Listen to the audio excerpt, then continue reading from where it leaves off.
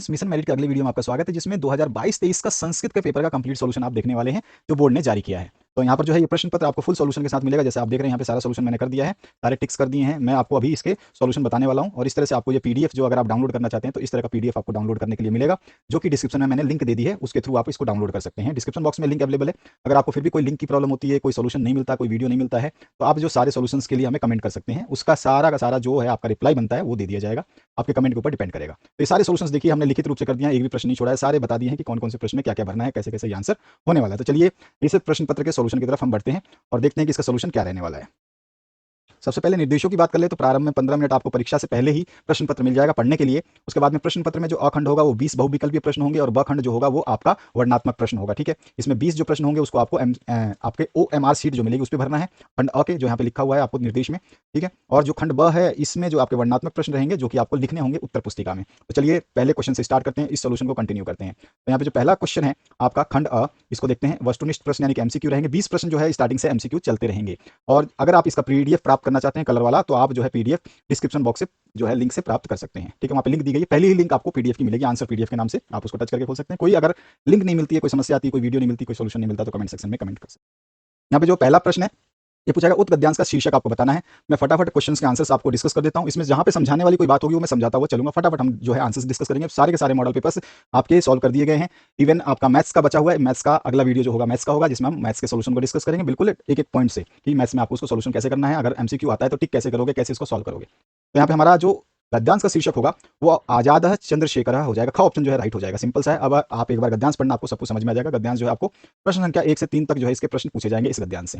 दूसरा जो प्रश्न है इसी गद्यांश से पूछा गया है और यहाँ पर पूछा गया है आपसे, तो इसका राइट आंसर आपको फटाफट, क्योंकि क्वेश्चन पढ़ने में टाइम वेस्ट नहीं करेंगे हम, इसका जो राइट आंसर हो जाएगा ग ऑप्शन हो जाएगा। जहाँ पे डिस्क्राइब करना होगा मैं डिस्क्राइब कर दूंगा। क्वेश्चन नंबर 3 जो है आपका इस गद्यांश के हिसाब से, तो इसका आंसर हमें बताना है, गद्यांश के हिसाब से चलना है। तो यहाँ पर जो हमारा आंसर हो जाएगा इसका चंद्रशेखर हो जाएगा, ख ऑप्शन करेक्ट हो जाएगा। नेक्स्ट जो चौथा क्वेश्चन है, अब ये गद्यांश से नहीं है, ध्यान रखना है, तो ये आपको उसके हिसाब से आंसर देना है कि क्वेश्चन क्या पूछा जा रहा है। तो इसमें जो क्वेश्चन है इसमें सर्ग जो है संकलित है, तो ये जो रामस्य पितृभक्ति पाठ जो अयोध्या कांड के खालिस्तान सर्ग के से संकलित है, कौन से सर्ग से है, तो 18वें और 19वें सर्ग से। तो यहाँ पे जो है ख ऑप्शन करेक्ट हो जाएगा। इसमें पूछा गया स्त्री ही श्रियो ग्रह स्योक्ता सुक्ति खालिस्तान पाठ से है, तो कौन से पाठ से, नारी महिमा पाठ से है। यहाँ पे ग ऑप्शन जो है आपका करेक्ट हो जाएगा। यहाँ पूछा गया संप्राय भारतीय जन्म सत्कर्मसु प्राणमुख का अर्थ है, आपको बताना है इसका अर्थ क्या होगा। तो इसका अर्थ होता है भारतवर्ष में जन्म से लेकर शुभ कर्मों से विमुख रहता है। ठीक है, तो यहाँ पे जो आपका पहला वाला का ऑप्शन करेक्ट हो जाएगा। इसका जो नेक्स्ट क्वेश्चन है सातवां, देखिए सातवें में क्या पूछा गया, श्लोक के आधार पर शुद्ध पंक्ति का चयन करना है। श्लोक जो है यहाँ पे सारे श्लोकों की पंक्तियां हैं, लेकिन इसमें से शुद्ध कौन सा है, सही कौन सा लिखा गया है, आपको चयन करना है। इसका राइट आंसर हो जाएगा घ ऑप्शन। इसके बाद में जनक से होता का आसित, तो यहाँ पर जो है क्या हो जाएगा, औशल, तो यहाँ पे ग ऑप्शन जो है करेक्ट हो जाएगा। उसके बाद जो है वायुपुत्र, तो वायुपुत्र हो जाएगा यहाँ पे आपका का ऑप्शन करेक्ट। नेक्स्ट जो है आपका 10वां प्रश्न, इसमें आपका जो आंसर होगा इसका अर्थ बताना है समागाता का, तो यहाँ पे आंसर हो जाएगा साथ आए हुए, ग ऑप्शन जो है इसका करेक्ट हो जाएगा।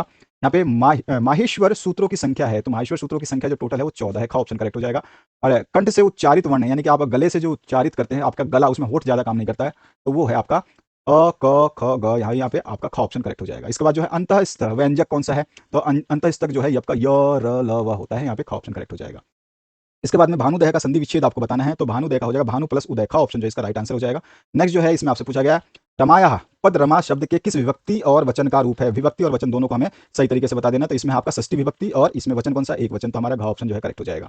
नेक्स्ट क्वेश्चन है पट धातु का लट लकार मध्यम पुरुष एक वचन है। लट लकार आपको पूछा है, मध्यम पुरुष पूछा है, एक वचन पूछा है, तो यहाँ पर जो है आपका क्या हो जाएगा पट धातु का तो अपठित हो जाएगा। ठीक है, ख ऑप्शन करेक्ट हो जाएगा। नेक्स्ट जो क्वेश्चन है पादेन खज का समस्त पद जो है आपको बताना है, तो यहाँ पर जो है आपका समस्त पद हो जाएगा ख ऑप्शन। इसके बाद जो है यहाँ पे पूछा गया रामाय पट्टनम रोचते रेखांकित पद में कारक है, इसमें रेखांकित वर्ड है आपका रामाय। ठीक है ना, तो रामाय कौन सा चतुर्थी है और इसमें क्या होगा, संप्रदान कारक हो जाएगा, घ ऑप्शन इसमें करेक्ट हो जाएगा। 19वें प्रश्न की बात करते हैं। अनुभवती का अर्थ जो है वो आपसे पूछ रहा है क्या होता है, तो अनुभव करता है इसका अर्थ होता है। और आगच्छति पद में निरुपसर्ग लगाने पर जो है क्या बन जाएगा, तो निर्गच्छति बन जाएगा, तो यहाँ पे ग ऑप्शन जो आपका करेक्ट। अब जो आपका खंड ब आ चुका है, इसमें वर्णनात्मक प्रश्न है, इनकी बात करते हैं हम। यहाँ पे निम्नलिखित गद्यांशों में से किसी एक गद्यांश का हिंदी में अनुवाद करना है, बस ये आपका क्वेश्चन है। तो चलिए इसके आंसर को बता देता हूँ मैं कि इसका आंसर जो है आपको क्या लिखना है। प्रस्तुत अवतरण हमारी पाठ्य पुस्तक संस्कृत गद्य भारती में संकलित बंधुत्व से संदेश रविदास शीर्षक से जो है उद्दत है। ये तो संदर्भ आपको लिखनी है, जिस भी पार्ट का है ये संदर्भ जरूर लिखिएगा ताकि आपके नंबर ना कटे, ठीक है। मैक्सिमम चांसेस होते हैं कि संदर्भ आप भूल जाते हैं तो उसमें क्या है, एग्जामिनर नंबर काट लेता है, तो इसलिए आप जो है ना हमेशा संदर्भ अवश्य लिखें। उसके बाद जो है यहाँ पर अनुवाद करना है आपको। अनुवाद जो है इसका पूरा हिंदी में बता देना है कि ये जो आपको रामायण दिखाई गई है यहाँ पर संस्कृत में, इसका हिंदी अनुवाद क्या होगा, ठीक है। तो यहाँ पे सतपुरुष महात्मा रविदास ने अपने कर्म में लगे हुए रह करके परमात्मा की महिमा का वर्णन करते हुए कहा है। तो यहाँ पर जो है सब कुछ लिखा गया है, क्या कहा है, कैसे किया है, तो यहाँ पर आप इसको देख सकते हैं। इसके बाद ख पाठ, या तो देखो आपको यहाँ पे लिखा भी है कि निम्न में से किसी एक का, ये बहुत इंपॉर्टेंट चीज आपको ध्यान रखनी है। प्रश्न में जो चीज दी गई है आप यही गलती करते हैं, एक लिखा हुआ पढ़े हुए नहीं, ये 4 अंक का इसको इसमें लगे रहे, फिर ख पाठ भी कर दिया, तो ख पाठ नहीं करना है। अगर क कर लेते हैं तो ख नहीं करना, और ख कर दिया तो क नहीं करना। अब इसमें जो है आपका ख पाठ फिर से वही काम इसमें भी करना है, या तो आप इसको करिए या तो इसको करिए। तो यहाँ पर जो है इसका भी संदर्भ हमने लिख दिया है कि प्रस्तुत जो है गद्यांश हमारी पाठ्य पुस्तक से ली गई है, ठीक है, ये चीज आपको जरूर बताना है। उसके बाद इसका अनुवाद जो कर देना, जो संस्कृत में यहाँ पे दिया गया है इसी का अनुवाद जो है आप लिखेंगे। नेक्स्ट जो पार्ट है आपका दूसरा प्रश्न, इसमें जो पूछा गया निम्नलिखित शीर्षकों में से किसी एक शीर्षक का सारांश जो अपने शब्दों में लिखना है। तो सारांश मतलब पाठ का सार जो है उस शीर्षक का जो है आपको लिख देना है। एक तो आदि कवि वाल्मीकि है, इनके ऊपर लिखना है। दूसरा है परमवीर अब्दुल हमीद उसके ऊपर, या फिर भारतीय संविधान से निर्माता डॉक्टर भीमराव अंबेडकर है। तो तीनों में से हमने तीनों कर दिए हैं, तो आपको जो अच्छा लगता है तीनों याद करिए, बेहतरीन रहेगा, वो बेहतरीन रहता है। पाठ भी आपका जो है क्या होता है आपके माइंड में सेट हो जाता है, और इससे जो प्रश्न आएंगे इससे रिलेटेड आदि कवि से आएगा या परमवीर से आएगा या भारतीय संविधान से कोई भी प्रश्न आएगा तो आपके माइंड में जो है आंसर ऑटोमेटिकली बन जाएंगे, ठीक है। तो ये चीज़ ध्यान रखना है, तो इसको तीनों को याद करना है आपको अच्छे तरीके से। तो यहाँ पे पहला जो हमने आदि कवि वाल्मीकि के बारे में जो है वहाँ पर मतलब इस पाठ का सारांश, जो शीर्षक का जो है सारांश हमने अपने शब्दों में लिखा है। तो यहाँ पर जो है इसको आप देख सकते हैं क पाठ। उसके बाद जो है आप क पाठ यहाँ पे पूरा देख सकते हैं, रोक करके वीडियो आराम से देख लेना, ठीक है। इसमें से जितना आप चाहें उतना लिख सकते हैं, मैंने कंप्लीट लिखा है। इसके बाद परमवीर अब्दुल हमीद, उसके बारे में लिखना था, तो इसके बारे में भी हमने लिख दिया, और इनके बारे में कंप्लीट लिखा है जो हमें लिखना चाहिए कि बच्चों को इतनी जानकारी होनी चाहिए ताकि पाठ में से कोई क्वेश्चन आए तो कोई गलत ना कर पाए। और फिर है आप जो है इसमें से कम कर सकते हैं, 1-2 पैराग्राफ जो आपको अच्छा नहीं लगता या याद नहीं होता उसको आप जो है यहाँ से निकाल सकते हैं, कोई इशू नहीं होगा, आपको पूरे मार्क्स मिल जाएंगे। अब यहाँ पे बचता है आपका ग पाठ, जिसमें भारतीय संविधान से निर्माता डॉक्टर भीमराव अंबेडकर, तो इनके बारे में है, तो इनका जो है सारांश लिख रहे हैं हम, तो इसका भी सारांश हमने कंप्लीट लिखा है ताकि आप एक भी क्वेश्चन इसके माध्यम से छोड़ ना पाएं। आगे बढ़ते हैं नेक्स्ट क्वेश्चन की तरफ। नेक्स्ट जो क्वेश्चन है उसकी बात करते हैं। ध्यान रखना है कि शेयर करना बिल्कुल नहीं भूलना, आपको हमेशा शेयर करना है, मैक्सिमम शेयर करिए ताकि सभी बच्चे आकर के जो है इन सब चीज़ों को तैयार करें। और आपके लिए इंपॉर्टेंट चीज़ एक और है कि आपका जो है मैंने क्वेश्चन बैंक मैंने आपको दिखाना है कि आपका क्वेश्चन बैंक है, उसको भी हम सॉल्व करवाएंगे समय रहा तो, और जैसे जैसे आप लोगों का इन्वॉल्वमेंट रहा तो हम जरूर क्वेश्चन बैंक को भी सॉल्व करवाएंगे। तो शेयर जरूर करें। मैं क्वेश्चन बैंक भी आपको दिखा देता हूँ। ये तीसरा जो प्रश्न है इसमें क्या पूछा गया है, निम्नलिखित श्लोकों में से किसी एक का हिंदी में व्याख्या करना। पहले आपका गद्यांश था, आप श्लोक दे दिया, यानी कि छोटे छोटे श्लोक रहेंगे। श्लोक का भी आपको याद रखना है कि कहाँ से जो है ये श्लोक आया हुआ है, ठीक है। अब देखो वाल्मीकि रामायण, तो इस वहाँ से श्लोक आया हुआ है, ठीक है। और उसके बाद जो है यहाँ पर जो है आपका इसकी व्याख्या, मतलब हम सीधा सीधा व्याख्या मतलब हिंदी अनुवाद, यहाँ पे हिंदी अनुवाद लिख देंगे, ठीक है, और कुछ नहीं है। तो इस तरह से जो है आपको इसको बताना है। इसके बाद जो है नेक्स्ट जो है आपका ख पाठ। अगर आपने क कर दिया, ध्यान रखना कि आपको यहाँ पे देखा निम्न में से किसी एक लिखा हुआ है ना, ये बहुत इंपॉर्टेंट चीज़ है। ये आप प्रश्न जरूर, तीसरा प्रश्न में हमेशा पूरा प्रश्न पढ़ना है और ध्यान से पढ़ना है। इसमें से एक करना है, अगर क कर दिया तो ख मत करना। हमने दोनों किया कि बच्चे अच्छे तरीके से याद कर पाए, तो इसको आप ख वाले पार्ट का भी देख सकते हैं, संदर्भ भी लिख दिया है, साथ साथ हिंदी अनुवाद भी लिख दिया है, हिंदी अनुवाद आप लिख लेना। इसके बाद जो नेक्स्ट पार्ट है इसमें निम्नलिखित सुक्तियों में से किसी एक सुक्ति की हिंदी व्याख्या करनी है। तो यहाँ पर जो है एक सुक्ति है आपका क वाला पार्ट। देखो यहाँ पे ध्यान रखना कि एक सुक्ति की ही करनी है आपको, यहाँ पे जो भी दिया जाएगा एक का ही करना है। यहाँ पर आपको 3 है, यहाँ पे तीनों में से किसी एक का करना है। तो सबसे पहला वाला आपका मैंने कर दिया है क पार्ट, ये रहा आपका, ठीक है। इसके बाद ख पार्ट जो है हमने कर दिया है, और यहाँ पर जो है आपका ग पार्ट, इसको भी कर दिया है। इसके बाद आते हैं नेक्स्ट पार्ट पे, क्योंकि देखो यहाँ पे 3 नंबर का है, ये व्याख्या करनी है आपको, तो 3 नंबर के हिसाब से जो करना है वो आपको ध्यान से ही करना है। इतना लिखना है तो लिखना ही होगा, यहाँ पे भी इतना लिखना है तो आपको लिखना होगा, और यहाँ पर थोड़ा सा ज़्यादा हमने डिस्क्राइब कर दिया है, बाकी आप इसमें से कम ज़्यादा कर सकते हैं, ध्यान रखना है। इसके बाद जो नेक्स्ट पार्ट है इसमें निम्नलिखित में से किसी एक श्लोक का अर्थ संस्कृत में आपको लिखना है, ठीक है। अब यहाँ पर जो है ये तो श्लोक दे दिया, संस्कृत में श्लोक है, जैसे हमने हिंदी में अर्थ समझाया वैसे ही हमें संस्कृत में जो है इसका अर्थ जो है छोटे से लाइन में समझा देना है। तो यहाँ पर जो है इसका आंसर हमने यहाँ पे दे दिया है। इसके बाद जो नेक्स्ट क्वेश्चन है इसमें, इसको देखते हैं। इस प्रश्न में आपका जो है गार्गी और यहाँ पे याज्ञवल्क्य के संवाद के आधार पर जो है गार्गी का चरित्र चित्रण आपको कर देना है।